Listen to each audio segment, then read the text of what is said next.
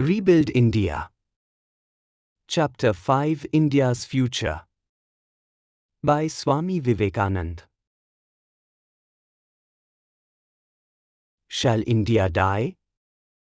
If she were to perish, then with her would vanish all spirituality from the world, all moral perfection, all tender sympathy for religion, all idealism. In their place would reign lust and luxury as king and queen, with money as the priest, fraud and force as the rituals, and the human soul as the sacrifice. But such a fate can never be. The wheel has begun to turn again. Once more vibrations have gone forth from India, destined soon to reach the farthest corners of the earth. Believe this, believe it with all your heart. The Lord has decreed, India must rise. The masses, the poor, the forgotten ones, they must be made happy. India will rise not through the power of the flesh but through the power of the spirit. Not under the flag of destruction, but under the flag of peace and love, clothed in the garb of the sannyasin. Not by the might of wealth, but by the strength of the begging bowl. On our work depends the coming India of the future.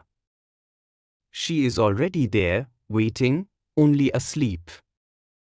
To awaken her, the whole secret lies in organization, the accumulation of strength, and the coordination of wills.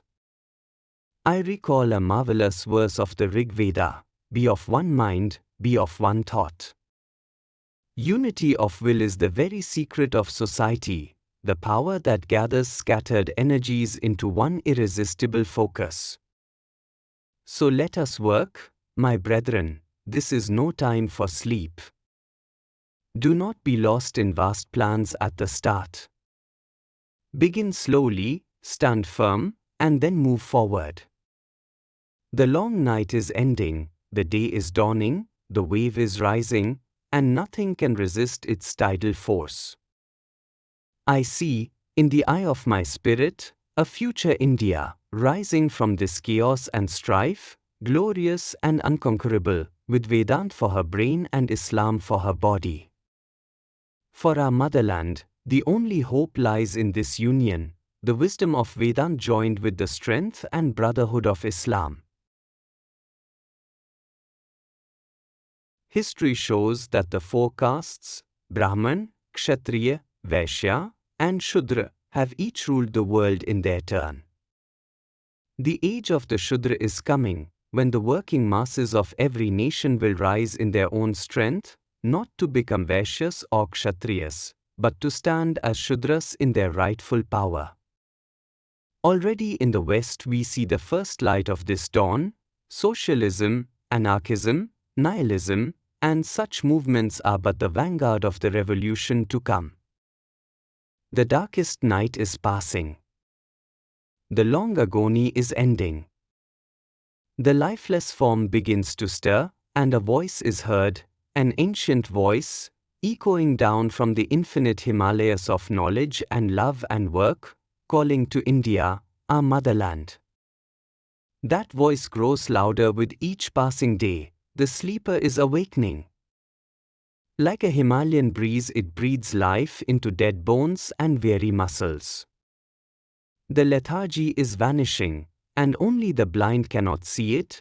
India is rising, never again to fall asleep, never again to be shackled, for the infinite giant has found her feet.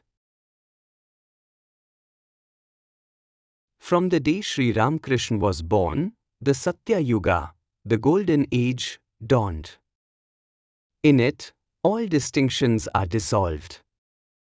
Man and woman, rich and poor, literate and illiterate, Brahman and Chandala, all alike will share the divine love.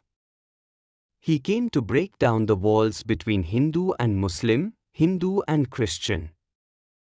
That age of division is past. In this new age, the tidal wave of Ramakrishna's love unites all. His character was perfection itself, and around his life we must rally. Yet let each regard him in his own light, as God, Savior, teacher, model, or noble man. If we can form a society that preserves the wisdom of the priest, the culture of the warrior, the enterprise of the merchant, and the equality of the worker, while casting away their evils, then will arise the ideal state. I believe the Satya Yuga will come, when there is one caste, one Veda, and peace and harmony. Believe this. Rise, my boys and girls, and take up the task. Old Hinduism forever. Up, up, we shall surely win. Let new India arise, from the peasants' huts, grasping the plough, from the fishermen's cottages, from the cobblers' and sweepers' quarters.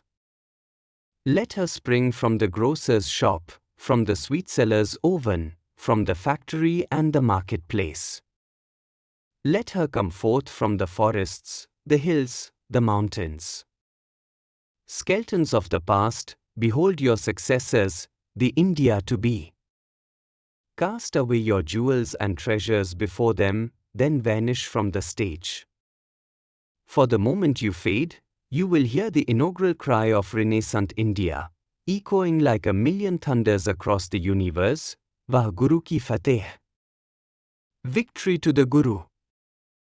Arise, awake, and see, she is seated once more upon her eternal throne, rejuvenated, more glorious than ever, our beloved motherland, India.